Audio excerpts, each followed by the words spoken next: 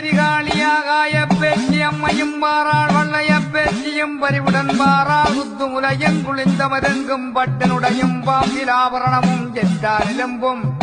சிவந்த வடமும் விதிச்ச ஜடையும் பெண்ணிற பல்லும் கடிச்ச பல்லில் கண்ட குணமும் சுத்திய பூதம் தன்னும் சுழண்டு வரவே காலிச்சிலம்பு